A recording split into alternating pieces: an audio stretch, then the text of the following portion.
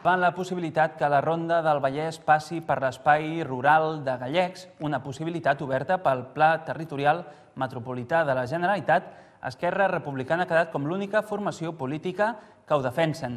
Aquest dilluns han explicat el perquè. Asseguren que és l'única opció austera perquè aprofita una carretera ja existent, la carretera C-155, i que fins i tot pot suposar una millora per l'espai natural de Gallecs. L'Ajuntament de Mollet del Vallès presentarà un recurs contenciós administratiu contra el Pla Territorial perquè obre la porta que la Ronda del Vallès passi per Gallecs. En l'últim ple municipal, Esquerra ha estat l'única formació que ha defensat el pas de la via per l'espai rural. Aquest dilluns han explicat els motius. El portaveu de la formació republicana a Mollet, Oriol López, creu que s'han d'aprofitar les traces ja existents i no crear de noves. En aquest sentit, assegura que el traçat de la Ronda del Vallès per Gallecs és el més curt i que fins i tot pot suposar una millora. S'hi podria fer, per exemple, un fals túnel, cosa que faria que d'una manera física i de debò s'unissin els dos Gallecs, el protegit i el de més al nord, i no com ara que hi ha una carretera per on hi passen cotxe. Així mateix assegura que amb aquest pas es blinda la ronda de futurs creixements. Esquerra ha acusat altres formacions de defensar coses a Mollet que no defensen a Barcelona. Creuen que el traçat que passa per Caldes de Montbui, Lliçà d'Amunt i Santa Eulàlia de Ronçana suposarà un major impacte ambiental i donarà peu a operacions especulatives. Que tant el PSC com Convergència en aquest cas fan una manipulació de les dades per fer veure que Esquerra el que vol i el que està és per trinxar Gallecs. Però, com bé ha dit l'Oriol, la proposta d'Esquerra des de fa molt temps és aprofitar el vial que hi ha existent, que és el lògic, el més sensat i el que trinxa menys el territori i el que menys el perjudica. Llerda ha assenyalat que el Vallès Oriental ja no pot ser més trinxat amb noves traces. Per això, cal aprofitar les que ja existeixen. Per la seva part, la portaveu republicana al Parlament, Anna Simó, ha assegurat que el Pla Metropolità per primera vegada dona coherència a la planificació. A més, assegura que amb el traçat d'Esquerra es blinda que la B40 sigui una via intercomarcal. No només no es trinxa Gallecs, sinó que es millora la seva identitat. Fins i tot millora el que representa la C-155 i que entenem que passa la prova del cotó de qualsevol anàlisi que un ambientalista conscienciat i coneixedor del que té entre mans podria fer. No així, des del nostre punt de vista, tant com aquest, d'altres traçats que es plantegen. De fet, Simó ha avançat que Esquerra demanarà al Congrés dels Diputats que la via sigui de titularitat autonòmica. Ara per ara és estatal i és el Ministeri de Foment qui té l'última paraula. Tot i així, per Esquerra, és condició imprescindible per formar un nou govern català que la Ronda del Vallès sigui una via de connexió entre comarques i no entre estats. El quart cinturó, la Ronda del Vallès, la B40, l'eterna discussió.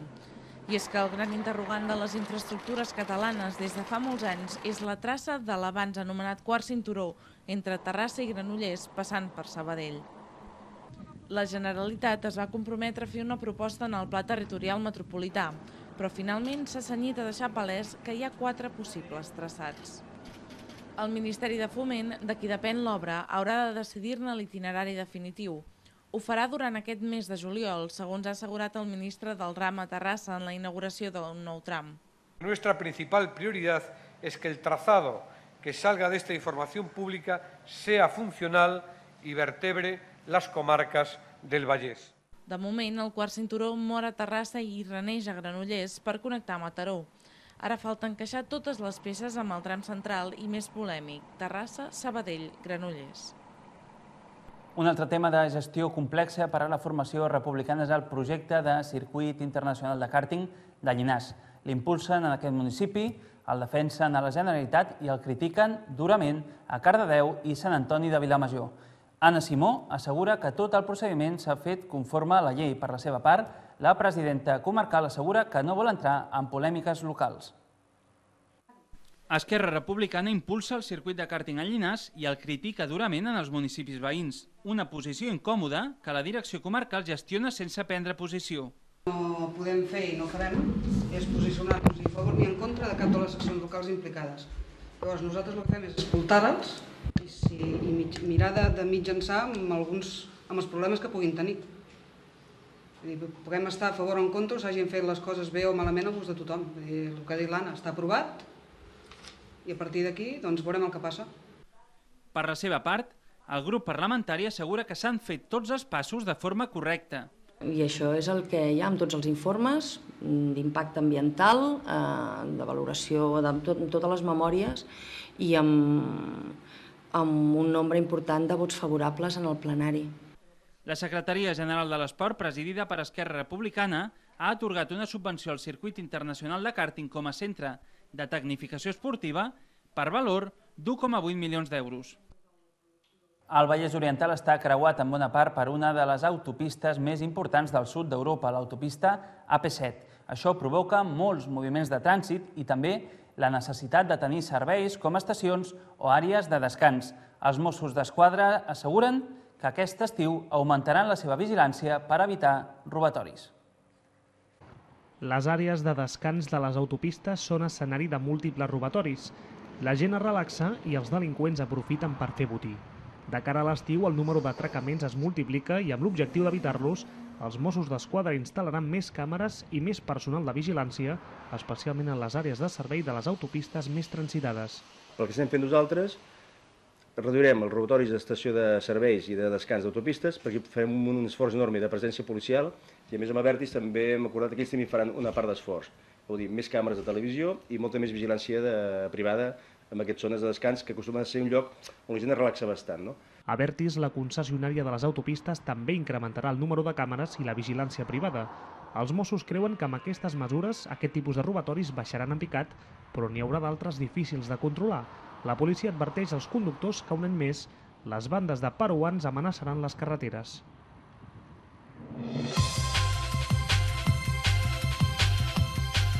A vegades l'oposició i la resposta veïnal als projectes arriba de forma inesperada. És el que ha passat aquest dimecres a Caldes de Montbui. Un centenar llarg de veïns s'han manifestat en contra del canvi de nom d'un petit carrer.